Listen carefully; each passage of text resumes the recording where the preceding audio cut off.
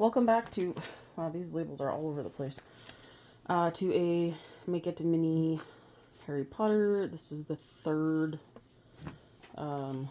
series that they've come out with for Harry Potter. I think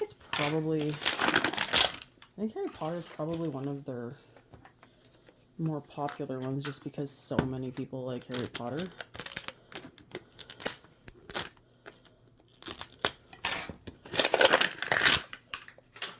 So before I pop the ball open, we've had a Quidditch set. For the Quidditch series, we're missing the two brooms. There's the Gryffindor and Slytherin scarves, Harry's class supplies, Hermione's class supplies, Hedwig, Baby Norbert, and the Monster Book of Monsters, Baby Mandrakes, and a Divination crystal ball. So let's see what we... Oh, I see a scarf. So we got the Slytherin scarf.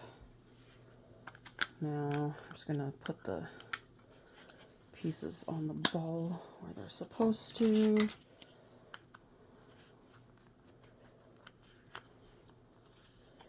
These are ones I'm not sure what I'm going to do with the balls.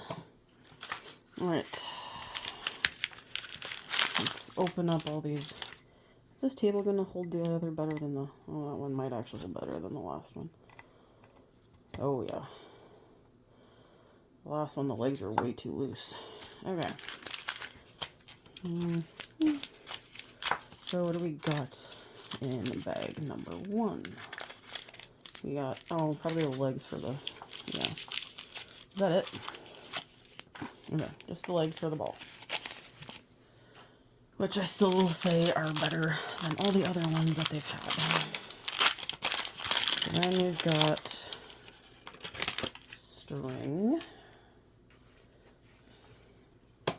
We have got what looks like a Daily Prophet paper. Oh, we got a little Slytherin notebook.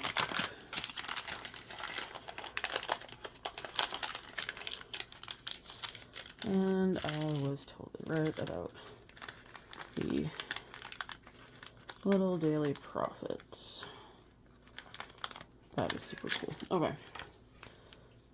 So we got this, which is cardboard. We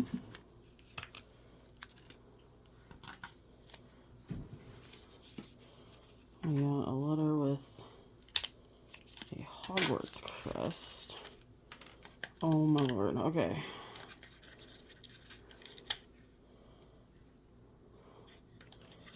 This is all the stuff for loom making. Okay. This might be a pause and do. I don't know, because this might take me a while, guys. So...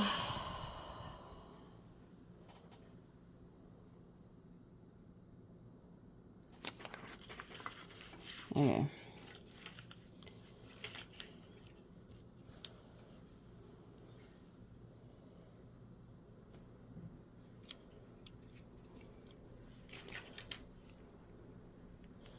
I don't expect this first one to turn out very well.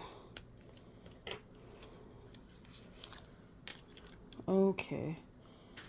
Okay, at least it gives you that.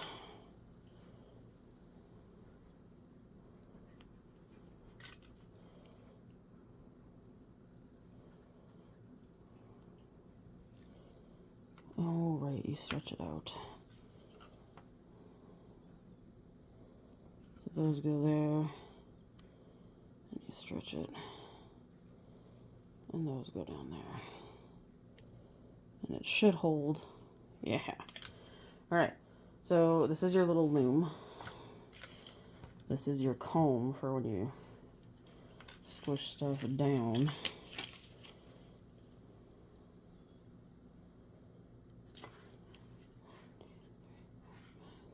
Ah. Okay. Is this already cut in the pieces? Because that would be fun. Oh, crud. Oh, they are. Okay. They are already cut in your pieces. Okay, this makes life way easier, guys. Okay, so, and you take your needle. And, oh, I guess. So this is a needle threader. I usually don't use these, but it's a lot easier to wiggle stuff through when you do it this way. Okay, so instructions are my friend. So you're going to start on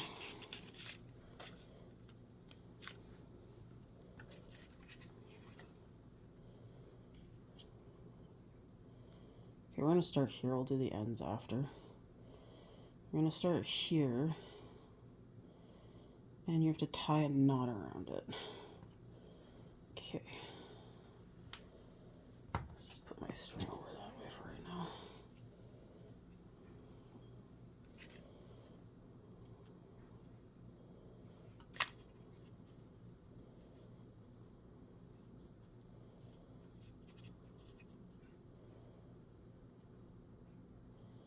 Okay, this might be the most nerve-wracking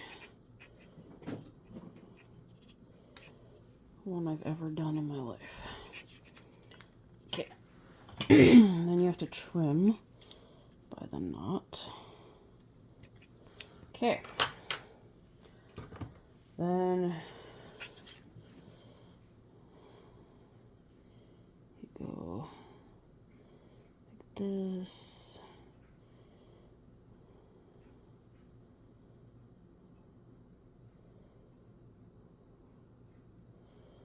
And you pull through. Oh dear Lord.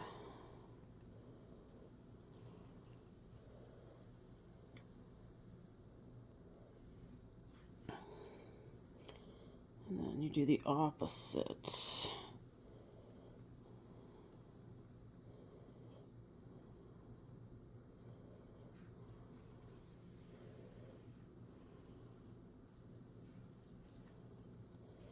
And you take your comb and you push them down.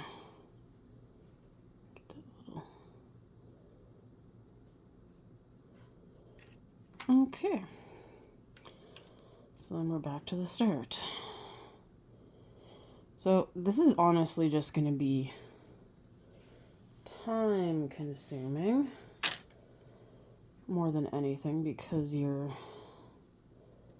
doing the little, you have to do each section. And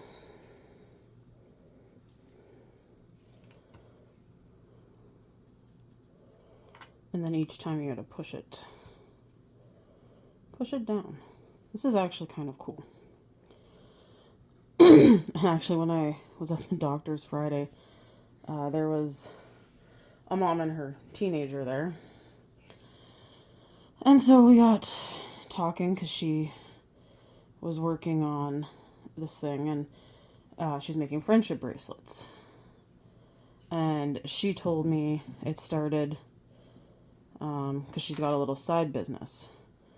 And she said it started because, when she was in class, she needed something to do with her hands.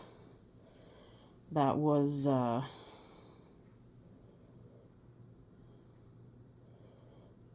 keep her focused on the lesson. And I 100% understand that.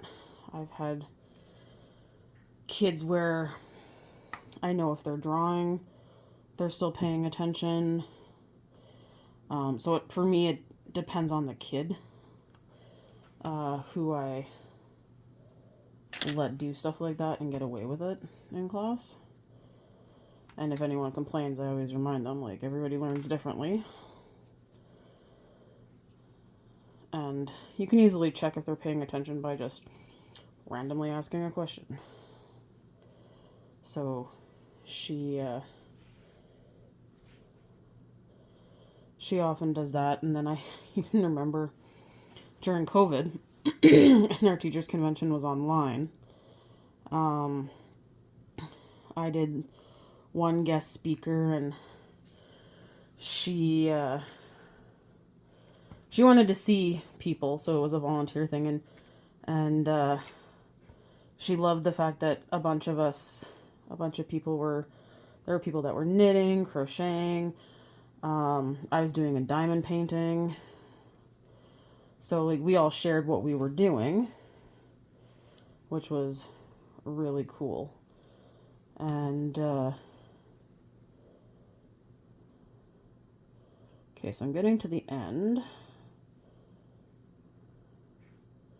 So this is probably going to be the last push. And then when you get to the end, how do you do that?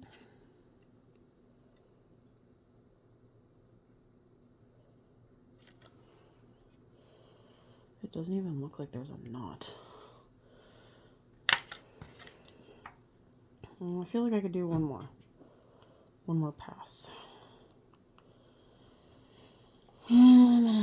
Okay, so it came out the end, and then I don't like how that looks like at the end. Okay, so we're on that side, so it's got to go through one more time. I like a nice tight weave. They give you a long enough string. I'm in the go for it kind of scenario.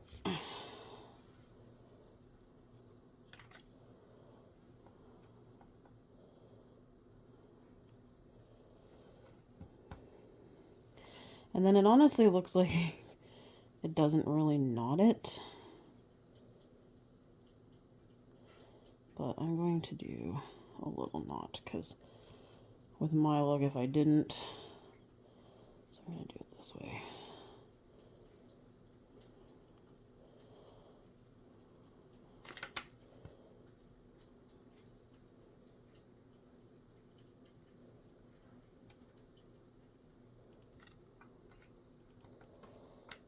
There.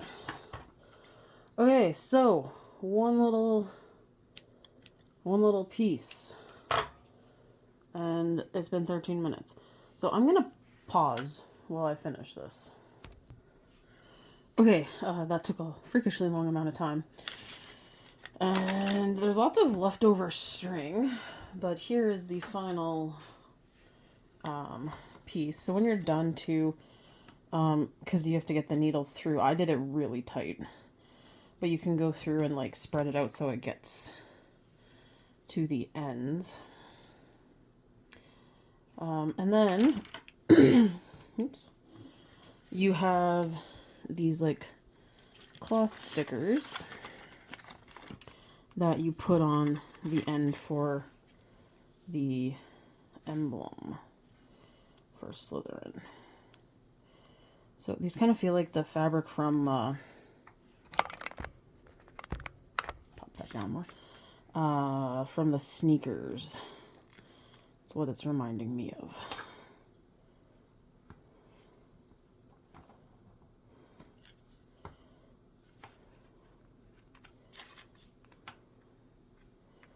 So these are actually, oh, I put it on the wrong side. Well, it's committed. We're going, I'll put this one on this side. Didn't even notice that one side looked better than the other. I'll pay attention to that better the next time.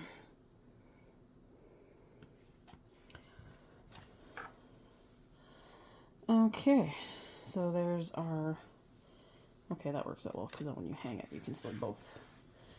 Okay, so the scarf I think is really cool. It's definitely probably the most work I've ever done for a mini. So lots of fun, lots of cool little pieces. I like that you got a daily profit. So, alright, thanks for watching, and I'll see you guys in the next one.